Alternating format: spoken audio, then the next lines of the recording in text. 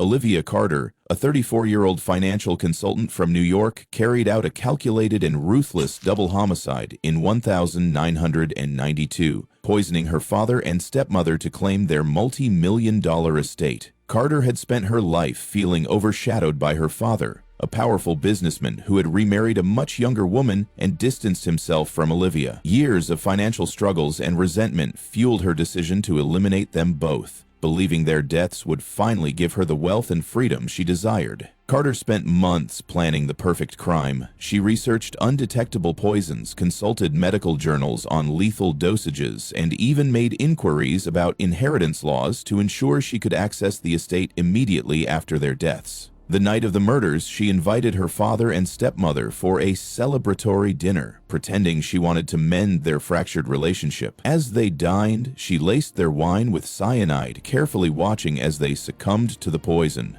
Once they collapsed, she staged a frantic call to 911, feigning shock and grief. Initially, authorities ruled the deaths as accidental food poisoning, but an anonymous tip led investigators to take a closer look. When detectives searched Carter's apartment, they found a small vial of cyanide hidden in a locked drawer, as well as an altered version of her father's will that heavily favored her. Forensic evidence, including traces of the poison in her kitchen, sealed her fate. Throughout her trial, Carter remained stone-faced, never once showing remorse. The prosecution portrayed her as a woman so blinded by greed that she was willing to kill the people who had once provided for her. The jury deliberated for just 4 hours before convicting her of double homicide. She was sentenced to death in 1995. Last words, "I never wanted it to end this way, but I guess greed blinds us all." Last meal, a well-done steak, garlic mashed potatoes, steamed asparagus, and a slice of rich chocolate cake.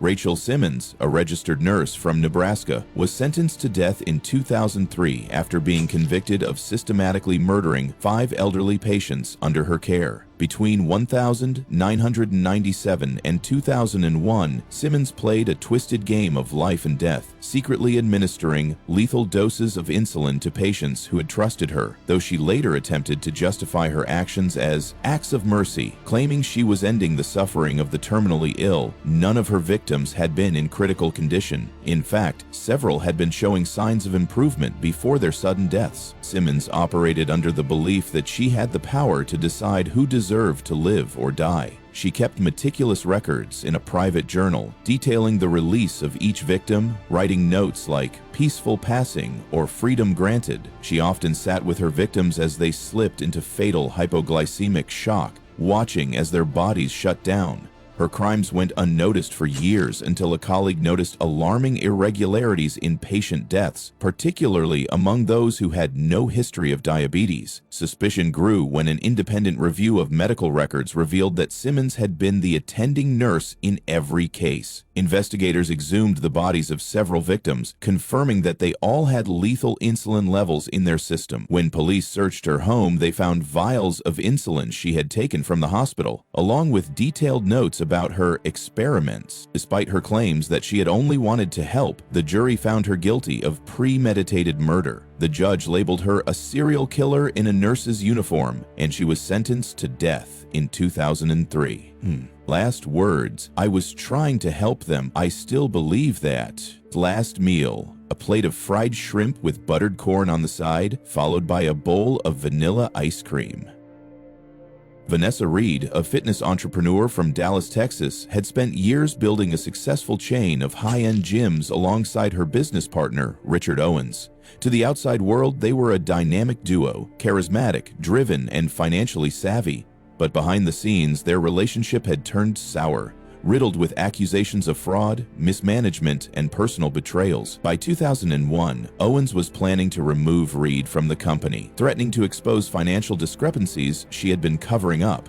Fearing that she would lose everything, Reed decided that the only way out was murder. On the night of the crime, Reed lured Owens to their corporate office under the pretense of discussing financial records. When he arrived, she ambushed him, shooting him 5 times at close range. To cover her tracks, she staged the office to look like a botched robbery, smashing windows, scattering papers, and stealing money from the company's safe. She then fled the scene, disposing of the gun in a nearby river. Her plan quickly fell apart. Security camera footage showed her entering the office alone and leaving minutes after the estimated time of Owen's death. Additionally, a witness recalled seeing her car speeding away from the building just after the gunshots. Within a week, police arrested her. Reed maintained her innocence, claiming she had been framed, but the forensic evidence, including gunshot residue found on her clothing, was undeniable. The jury convicted her swiftly, sentencing her to death later that year. Last words: "Tell my family I love them. I don't regret what I did."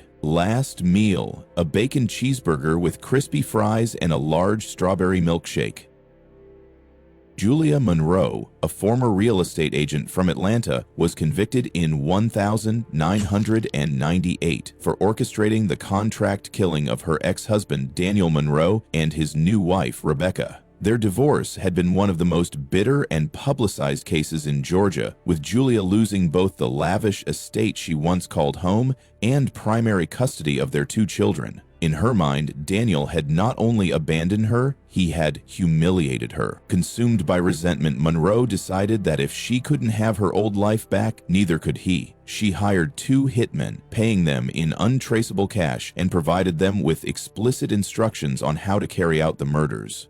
She supplied them with a detailed layout of Daniel's home, security codes, and even the couple's daily routine. On the night of the attack, the hired killers broke into the house, shooting both victims in their sleep before setting the scene to look like a home invasion gone wrong. Monroe believed she had constructed the perfect alibi. She attended a high-profile charity gala miles away at the time of the murders. Confident that no one could trace the crime back to her, she went on with her life, showing no signs of grief. But her plan unraveled months later when one of the hitmen was arrested for an unrelated crime. Desperate for a plea deal, he confessed to the double homicide and revealed Monroe as the mastermind. Investigators followed the money trail, uncovering bank withdrawals, burner phone records, and coded messages that linked her directly to the crime. During her trial, Monroe remained defiant, refusing to acknowledge her guilt. Her arrogance and lack of remorse only solidified the jury's decision. She was sentenced to death in 1998, marking the end of one of Georgia's most infamous murder cases. Last words: "If there's a heaven, I hope I don't go there." Last meal: a plate of spaghetti with marinara sauce, a side of garlic bread, and a slice of homemade apple pie. Hannah Collins was the charismatic leader of a self-proclaimed spiritual movement in Arizona, convincing her followers that she alone could guide them toward enlightenment. Preaching extreme purification methods, she manipulated vulnerable individuals into surrendering their free will, claiming that their past lives were filled with sin and that only through her rituals could they be reborn. In 2005, Collins selected 3 of her most devoted followers for what she called the Final Ascension, a ceremony she assured them would lead to ultimate spiritual liberation. She prepared a ceremonial drink infused with lethal doses of sedatives and cyanide, watching as her followers willingly consumed it, trusting her completely. They died within minutes. Collins and her inner circle staged their deaths as suicides, but one victim's family refused to accept the explanation. A private autopsy revealed signs of poisoning, and when investigators uncovered her written instructions on conducting the ascension, she was arrested. At her trial, she insisted that she had only been helping lost souls find peace. The jury saw through her deception, sentencing her to death in 2007. Last words: "They will thank me in the afterlife." Last meal: a fresh garden salad with balsamic dressing, grilled chicken, and a side of mixed berries. Brianna Foster, a 33-year-old Ohio homemaker, orchestrated a horrific act of arson in 1994, killing her husband and 3 children while they slept. Foster had grown increasingly resentful of her monotonous family life and the financial struggles that came with it. Longing for a new beginning, she saw an opportunity in the sizable life insurance policies she had taken out on her family just months earlier.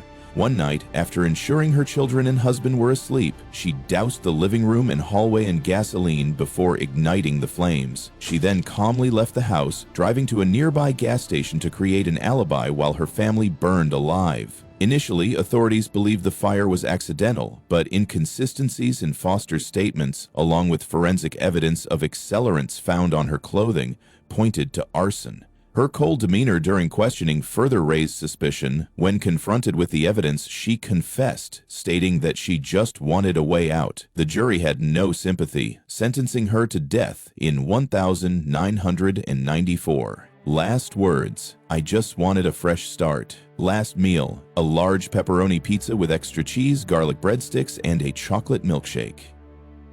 Naomi Bennett, a once respected high school teacher in Michigan, shocked the nation when she was convicted in 1993 for the murder of two of her male students. Known for her strict yet engaging teaching methods, she had gained the trust of both students and parents alike. However, rumors of inappropriate behavior with certain students began to surface, threatening to derail her career. When two of her students formally accused her of misconduct, the school launched an investigation.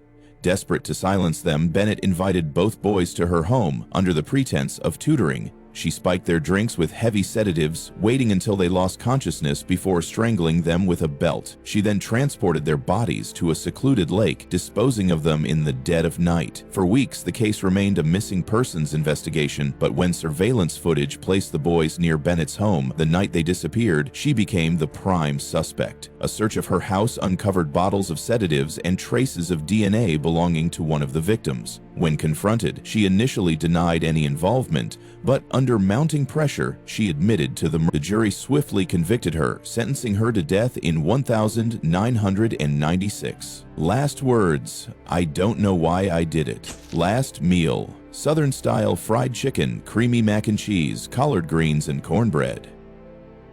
In 1987, Lillian Cross, a fugitive wanted for armed robbery and aggravated assault in 3 states, found herself in a deadly confrontation with an Oklahoma police officer. Officer Ryan Caldwell had no idea that when he pulled over Cross for a routine traffic stop, he was dealing with a dangerous criminal.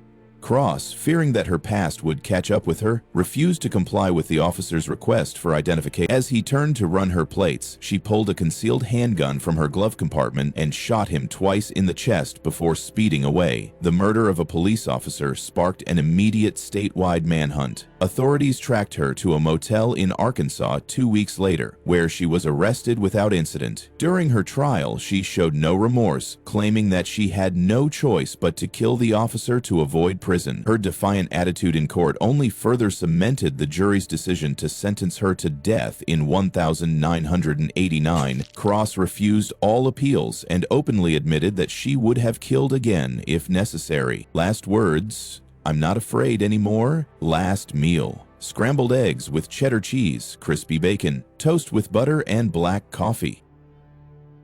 From 1995 to 1999, Danielle Graves ran one of the most disturbing underground fight clubs in the United States. Operating under the guise of a rehabilitation program for the homeless, she recruited vulnerable individuals with promises of food, shelter, and a chance to earn money. However, what she actually subjected them to was nothing short of legalized torture. Participants were forced into brutal, bare-knuckle fights, often with no rules, for the entertainment of wealthy spectators. The matches, held in hidden warehouses, were designed to be as violent as possible, with weapons sometimes thrown into the ring to keep audiences entertained. Graves personally managed the illegal betting ring, raking in enormous profits, while her fighters suffered broken bones, concussions, and in at least 12 confirmed cases, death. Her downfall came when one of the fighters, barely clinging to life after a particularly gruesome match, managed to escape. Stumbling into a gas station, he alerted authorities, leading to a full-scale raid of one of Graves' fight locations. What investigators found was horrifying. Blood-stained floors, cages used to keep fighters locked up between matches, and dozens of video recordings documenting the extreme brutality of the events. Betting records directly linked Graves to the operation, and survivor testimonies sealed her fate. Throughout her trial, she maintained that every participant had joined willingly, insisting that they were given a choice. However, the evidence showed a different story. Many had been coerced, threatened, or had no way to escape once they entered her world. The jury convicted her on multiple counts of manslaughter, illegal gambling, coercion, and second-degree murder.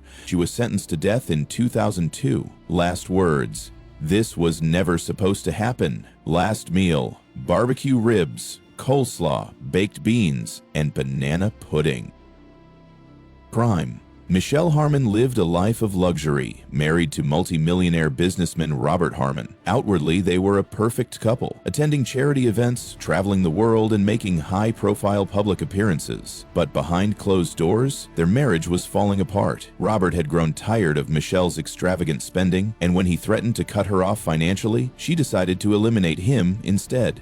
In 2002, she orchestrated a calculated plan, researching sedatives that would be difficult to detect in an autopsy. On the night of the murder, Michelle prepared Robert's favorite cocktail, slipping a lethal dose of a powerful sedative into his drink. Once he was unconscious, she dragged him to the backyard pool and held his head underwater until he drowned. To stage the scene as an accident, she threw a half-empty bottle of liquor near the poolside, then made a dramatic 911 call, sobbing as she claimed she had found her husband unresponsive in the water.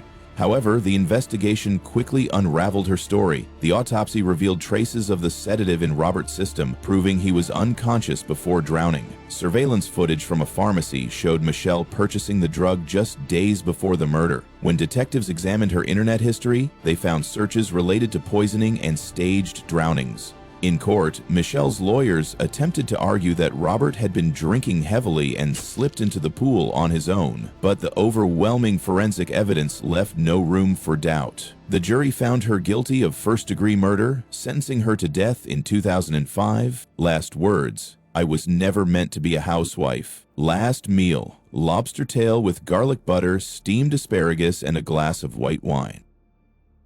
Stephanie Vargas was a woman whose crimes horrified even the most hardened law enforcement officers. Between 2005 and 2010, she kidnapped and tortured 3 women in a hidden basement beneath her suburban Colorado home. Vargas preyed on women who resembled her childhood bully, a girl who had tormented her during her teenage years. Convinced she was taking revenge on those who had wronged her, she carefully selected victims, abducting them under the cover of night. She would then imprison them in a soundproof basement, stripping them of their identities and subjecting them to psychological and physical torment. Her cruelty knew no bounds. She would starve her victims for days, then force-feed them, only to take their food away again. She shaved their heads, made them dress in identical outfits, and forced them to write letters of apology for imagined slights. She meticulously documented every detail in a series of journals, describing her victims as subjects in her twisted experiment. The horror finally ended when one of the captives managed to escape. Weak and barefoot, she ran through the streets until a passing driver called 911. When authorities raided Vargas's home, they found the other 2 victims, both barely alive, malnourished, and terrified. The basement was equipped with chains, crude medical equipment, and walls covered in handwritten notes detailing Vargas's delusions. During her trial, she pleaded insanity, claiming she had been under the influence of uncontrollable urges. The jury, however, saw through her manipulations. She was convicted of first-degree murder, kidnapping, and torture, receiving a death sentence in 2013.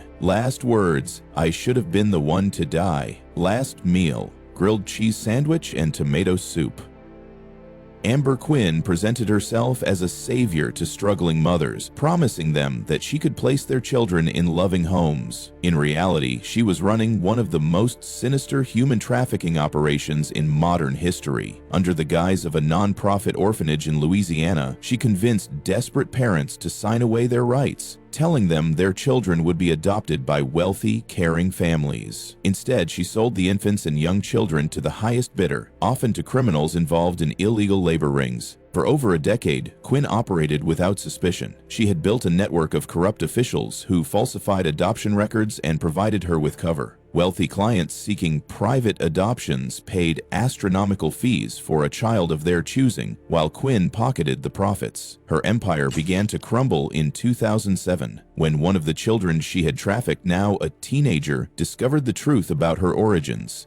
Determined to reunite with her biological parents, the teen launched a search that led authorities to Quinn's fraudulent operation. A full-scale investigation uncovered a vast array of falsified documents, offshore bank accounts containing millions in illegal profits, and testimonies from parents who had unknowingly signed away their children to criminals. During her trial, Quinn remained disturbingly detached, insisting that she had done nothing wrong. She even claimed she had given children better lives by placing them in homes of financially secure individuals. The jury was appalled by her lack of remorse, convicting her of human trafficking, fraud, and child endangerment. In 2010, she was sentenced to death, making her one of the few women executed for crimes related to child trafficking. Last words: I hope I find peace. Last meal: pancakes with maple syrup, scrambled eggs, and orange juice. Teresa Holt and Amanda Russell had once been inseparable, sharing childhood dreams and supporting each other through life's struggles. But by 1995, their friendship had become toxic. While Russell's career flourished, earning her a prestigious position in the fashion industry and an engagement to a wealthy entrepreneur, Holt's life remained stagnant. She worked a dead-end job and struggled financially, all while watching Russell live the life she had always envisioned for herself. Holt became consumed with jealousy, convinced that Russell had stolen the future she deserved. Determined to reclaim what she believed was rightfully hers, Holt carefully planned her revenge. She suggested a weekend hiking trip to the Rocky Mountains, insisting that they needed to reconnect. Russell, unaware of Holt's resentment, eagerly accepted. As they trekked through the steep trails, Holt led Russell to a remote cliffside, where she suddenly shoved her without hesitation. Russell's body plummeted down the rocky slope, her screams swallowed by the wind. Feigning distress, Holt ran to a nearby ranger station, sobbing that her friend had slipped and fallen. Authorities initially ruled the death an accident, but Russell's fiancé grew suspicious when he discovered that Holt had recently taken out a life insurance policy on Russell worth $500,000. Investigators re-examined the case, uncovering evidence that Russell had confided in a colleague about Holt's increasingly possessive behavior. When pressed, Holt's alibi crumbled and she was arrested. At trial, she insisted it was a tragic accident, but the jury found her guilty of premeditated murder. She was sentenced to death in 1997. Last words: I never meant for this to happen.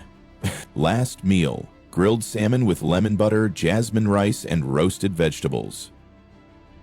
In 2003, Carmen Ellis committed a crime so horrific that it shook the legal system. A devoted mother, she was fiercely protective of her 9-year-old daughter, Sophia. When Sophia came home one evening and told her mother that a local shopkeeper, Michael Turner, had been inappropriate with her, Ellis didn't wait for an investigation. She immediately sought revenge. That same night, she enlisted 2 friends and drove to Turner's store just before closing. They forced him into the backseat of their car, tying his hands behind his back. Over the next several hours, Ellis interrogated him in an abandoned warehouse, demanding a confession. Turner, pleading for his life, denied the accusations repeatedly. Enraged, Ellis and her accomplices beat him, breaking several ribs. Still convinced of his guilt, she escalated the torture, dousing him in gasoline before setting him on fire. Police identified Ellis after security footage showed her vehicle near the warehouse. Days later, she was arrested at her home, still expressing no remorse. However, the case took a disturbing turn when Sophia later admitted that she had fabricated the accusation after being caught stealing from Turner's store. Ellis, believing she was delivering justice, had murdered an innocent man. The courtroom was stunned, but Ellis refused to acknowledge her mistake, stating that she would do it again to protect her child. The jury found her guilty of first-degree murder and sentenced her to death in 2003. Last words: I did what any mother would do. Last meal: a BLT sandwich, french fries, and chocolate chip cookies with milk. Lorraine Nash was no stranger to a life of crime. By the late 1980s, she had already been involved in a string of burglaries and armed robberies. But in 1989, she crossed a line even her criminal associates feared. Nash and her crew, posing as utility workers, targeted the Beverly Hills mansion of Gerald and Edith Miller, an elderly couple known for keeping large sums of cash at home. Their plan was simple: enter, steal the money, and leave. But when Gerald attempted to call the police, the situation spiraled out of control. The gang tied up both victims, demanding the combination to the safe. When Edith screamed for help, Nash ordered her men to make her quiet. What followed was pure brutality. Both victims were tortured for hours before before being executed. Fleeing the state, Nash evaded capture for months, but her past caught up with her when an anonymous tip led police to her hideout in Nevada. When officers arrested her, she showed no emotion, treating the entire situation as an inconvenience. In court, she denied pulling the trigger herself, but the jury held her accountable for orchestrating the crime. Her lack of remorse sealed her fate. She was sentenced to death in 1992. Last words: I thought I had more time. Last meal: chicken nuggets with honey mustard sauce, mashed potatoes, and vanilla pudding. Abigail Dean had spent years as an administrative assistant at a high-profile Chicago law firm. Although she was competent in her job, she felt constantly overlooked for promotions. Convinced that her colleagues were conspiring against her, spreading rumors and sabotaging her career, Dean's resentment boiled over into a deadly obsession.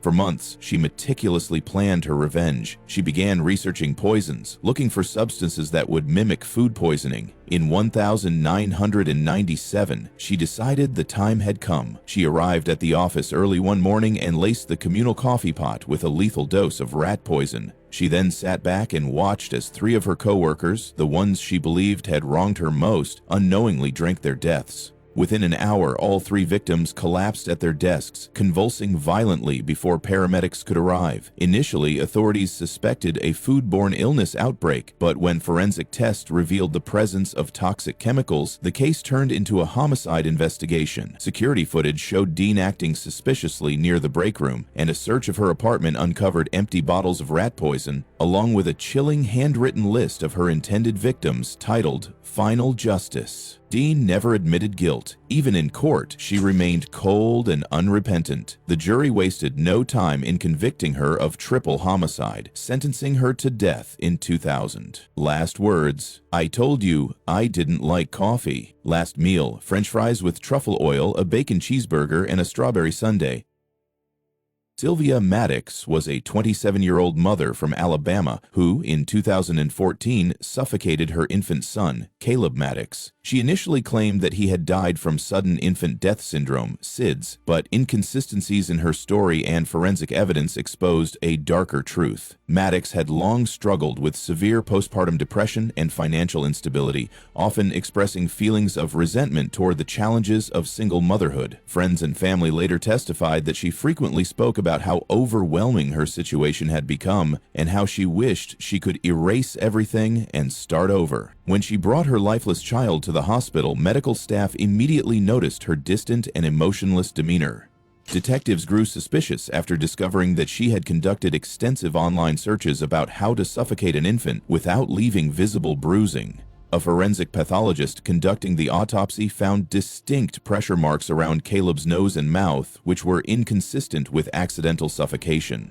As investigators pressed her further, Maddox broke down and admitted that she had placed her hand over Caleb's mouth while he slept, holding it there until his tiny body stopped struggling. In her confession, she stated, "I just wanted silence. I needed peace." Her defense team argued that postpartum depression had clouded her judgment, but the jury ruled that her actions were intentional and premeditated. In 2016, she was sentenced to death, making her one of the few women in modern U.S. history to be executed for filicide. Last words: I loved him more than anything. Last meal: scrambled eggs, toast with strawberry jam, and orange juice.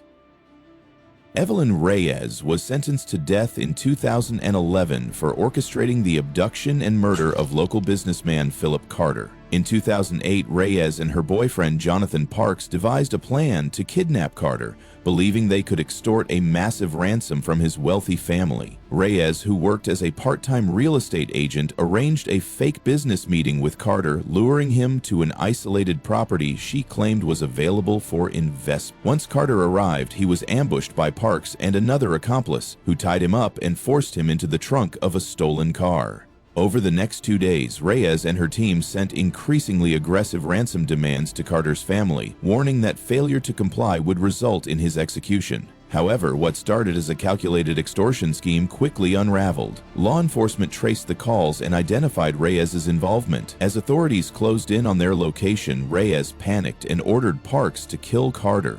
Carter's body was later discovered in a shallow ditch, riddled with multiple gunshot wounds. Investigators linked Reyes to the crime when they found Carter's wallet, watch, and cell phone in her apartment. Phone records, security footage, and text messages detailing the entire ransom plot provided undeniable evidence of her role as the mastermind. During her trial, Reyes attempted to blame Parks entirely, insisting she had no control over what happened. However, prosecutors argued that she was the driving force behind the operation. The jury found her guilty of kidnapping, extortion, and murder, sentencing her to death in 2011. Last words: I regret nothing. Last meal: a bowl of spaghetti carbonara, garlic bread, and a side of Caesar salad. Paige Turner, a former nightclub owner, ran one of the largest human trafficking rings in the United States from 2002 to 2010. Posing as a talent scout, she preyed on vulnerable young women, many of them teenage runaways, by promising them high-paying modeling and hospitality jobs. Instead, these women found themselves trapped in a brutal cycle of forced prostitution, psychological abuse, and inescapable debt. Turner operated in multiple states, constantly moving her victims from one location to another to evade authorities. She maintained an iron grip on them by confiscating their identification documents, using extreme violence as punishment, and ensuring they lived in constant fear. Survivors later testified that Turner would personally oversee their training, subjecting them to degrading rituals designed to break their spirits. Her downfall came when one of the women, after years in captivity, managed to escape from a brothel Turner controlled in Nevada. The woman, barely able to speak due to years of abuse, contacted law enforcement, sparking a multi-agency investigation that ultimately dismantled Turner's network. Authorities uncovered financial records linking her to organized crime, surveillance footage of her physically assaulting victims, and testimonies from over a dozen survivors. During her trial, Turner remained defiant. She showed no remorse and even blamed society for creating the conditions that allowed her operation to thrive. She dismissed her victims as weak and claimed she had merely given them an opportunity. The jury had no sympathy for her. She was convicted of human trafficking, conspiracy, and multiple counts of assault. In 2013, she was sentenced to death, with the judge emphasizing the sheer cruelty of her crimes.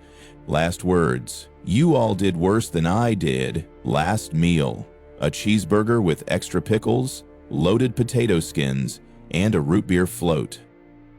Natalie Cohen's case became infamous due to its connection to the occult and conspiracy theories. A deeply paranoid woman obsessed with supernatural forces, Cohen became convinced that her neighbor, Robert Glass, was casting dark magic spells on her family. Over several months, in 1999, she meticulously documented her delusions in dozens of notebooks, writing that Glass was draining her energy and poisoning her mind through spiritual means. As her paranoia intensified, she scoured occult websites, researching cleansing rituals and exorcism techniques. She believed that Glass had cursed her finances, her health, and even the well-being of her pets. Convinced she had to act before it was too late, Cohen spent weeks planning his murder, believing that only his death could purge the darkness. On a cold December night, Cohen broke into Glass's home while he was asleep, armed with a ceremonial dagger she had purchased online. She stabbed him 17 times in what she later described as a sacred banishment. When police arrived at the scene, they found blood-stained pages from her notebooks scattered around his body, detailing her belief that she was chosen to rid the world of evil. At trial, her defense team attempted an insanity plea, citing her history of delusional paranoia and untreated schizophrenia. However, prosecutors argued that the crime was premeditated, pointing to her months of planning and research. The jury ultimately rejected the insanity defense, ruling that she was fully aware of her actions. Cohen was sentenced to death in 2002, marking one of the rare cases where belief in the supernatural played a central role in a homicide conviction. Last words: the spirits will avenge me. Last meal: